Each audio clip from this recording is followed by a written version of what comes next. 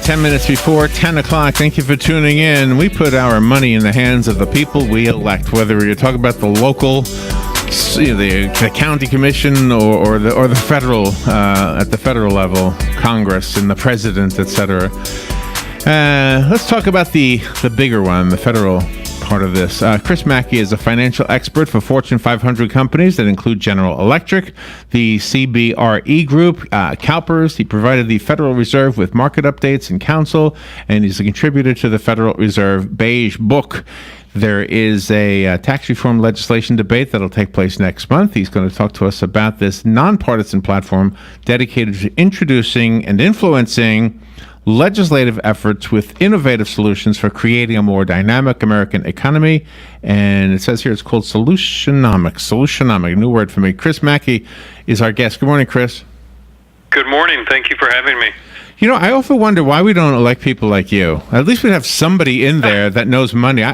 We thought that Donald Trump would have a better handle on the economy, but I don't know. I mean, I'm not a Donald Trump basher, by the way. I don't think he is in the same league as somebody like yourself when it comes to understanding the big picture. Well, thank you. And you know what? You said the key phrase, big picture. You got to understand the big picture. So that's absolutely the truth. I could tell you all kinds of stories that would just reinforce your point. So when we say nonpartisan, I sometimes have to look at that with squinted eyes because a lot of nonpartisan actually is partisan. But I did look at the information that was sent to me, and it does look like you guys are. How many people are part of this anyway? The Solutionomics, the whole thing, and how do you influence elected officials? Do you spend time with them? Do you make schedule meetings, etc.? Well, I tell you what, the first way. Let me deal with the nonpartisan first. So when I say nonpartisan, not associated with political parties, not associated with political PACs, not associated with anybody running for office, and not associated with lobbyists. So we don't have a political agenda. We don't have an agenda we're pushing. So it truly is nonpartisan because it's independent. It's about the solutions. Now, to your question about how do you influence, so let me give you a concrete example. We have this funny idea that if we're going to give corporate tax cuts, if we're going to lower the corporate tax rate, that it should go to the job creators. Not to all companies, because as we know, some companies are actually reducing employment in America, and we believe that the tax cuts shouldn't go to them. They should go to the companies creating jobs. This leaves more tax cuts for those creating jobs. Okay. So, now, how do we make that happen? How do you influence them? First of all, it's by being on shows like yours, which is why I appreciate being on, so that we can get the word out, so that your listeners can become aware, so that they can call Speaker Paul Ryan's office, they can call Representative Kevin Brady's office, they can email them, and they can say, hey, wait a minute. We want to have tax cuts tied to actual job creation. And then the second part of that, or the next part of that, is that we then sit down with them and we say, we've got this idea. Here's an alternative that we'd like you to consider. And by the way, a lot of the people in America, and I'm sure you've gotten some telephone calls, Mr. Speaker or Mr. Representative, they are interested in these ideas as well. So that's how you make it happen. And it just takes a consistent effort and a chorus. Okay. I'm nonpartisan also. In these interviews, I try really hard not to be. But when somebody says they're going to give tax cuts to corporations, that sounds like the Republican dialogue. And Democrats always seem to be against that, even though in reality they vote for it many times. Sure. But I think I understand what you're saying. So how would you measure a company to determine whether they are hiring people? How do you do that? How do you figure out who's doing the hiring? And does it change year to year, the tax cut? It changes year to year because it changes based on the company's behavior. And how do you measure that? It's pretty simple. Companies already know who they're hiring and firing. We know where their people are located. They would simply have to share that information, just like when they file their tax form with the IRS about how much money they made, where they made it, things like that. They would just share who they hired, where they hired, and things like that. So it's just a matter of sharing the information. If the tax cut is an incentive to hire people, and they don't hire, let's say they don't hire anybody new next year or 5 years from now, but at the same time they've still got 1,000 employees, just to pick a round number. wouldn't removing the tax cut because they didn't hire somebody new be an incentive for them to start cutting back on employment?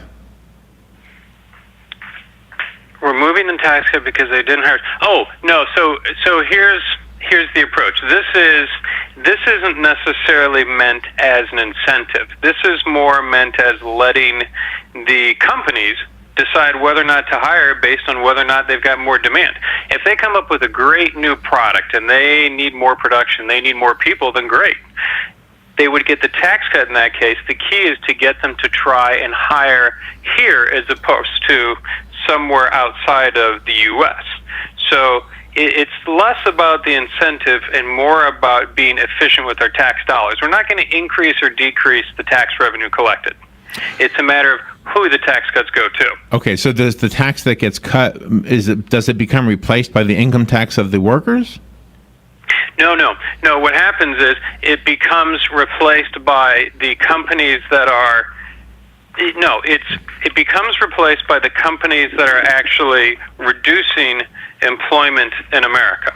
So and the second part of this is if everybody agrees, and I mean everybody meaning Congress, if they say, look, we're going to cut the tax rate, then what you say is, look, if you're going to cut it, then have the tax cut go to the job creators, not the job destroyers. So that's the key point there is let's start with that, because right now all they're saying is we're going to cut taxes across the board. It's a universal tax cut. Right. It doesn't make any sense. So that's the debate next month. So do you okay, give me an example of a employment destroyer. Is it somebody who is hiring robots or robotic type devices? Not necessarily. It could be. Let me give you a couple of examples. So we've got Cadillac making their new CT6 in Shanghai, China. We've got Ford making their next small car in China. And interestingly, on the other side of the spectrum, we've got Toyota and Mazda. They just announced plans to build a $1.6 billion plant in the U.S. that they say will create about as many as 4,000 jobs. So if a company is going to create jobs in America, we want the tax breaks to go to them, not to the companies manufacturing cars across the globe. They can go ahead and do that, but what we're saying is we have control over the allocation over our tax cuts, and so we need to make sure that it's a jobs-based corporate tax policy, not a hope-based tax policy, or, hey, let's cut taxes and hope jobs are created. Oh, okay. I think I understand it better now. So how do I look into this? Do you have a website you can send me to? I don't want to run out of time before we get the information. Obviously, a short interview is just scratching the surface. Sure, certainly. It's Solutionomics. That's two words, the word solution and then omics, O-M-I-C. So solutionomics.org. Again, that's a .org or .org. Okay, are you okay with taking phone calls from listeners? Sure. All right, let me squeeze one in. We'll just have about a minute. Yeah. Good morning. You're on the air. Thank you for calling and for being patient with us. Good morning. I'm calling in reference to our economy and how everybody's telling us, oh, it's getting better, it's getting better, it's getting better. It's so great. How come the interest rates are still 0.10% on savings accounts? I'll hang up and listen to your response on that. To me, it's just keeping the middle class tied down. Thank you. All right. Certainly. So that's part of the reason why I came up with Solutionomics is that our economy is not achieving its full capacity. It can do a lot better. There are ways it can do better, and one of the ways is being more efficient with our corporate tax cuts. Well, it does sound like an idea I haven't heard before. So I do like the idea that you're trying to pick out the companies that will be best, that we will be best served by giving a break to. And I don't know if I was that corporation that wasn't getting the break. I don't know. I think I would just take it because if I don't need people, I wouldn't hire people if I didn't need them. It doesn't make sense. That's it. Well, thank you, Chris. Thank you for being on the air with us today. Thanks for having me. It was a pleasure. A lot of food for thought. We'll take a break and be right back.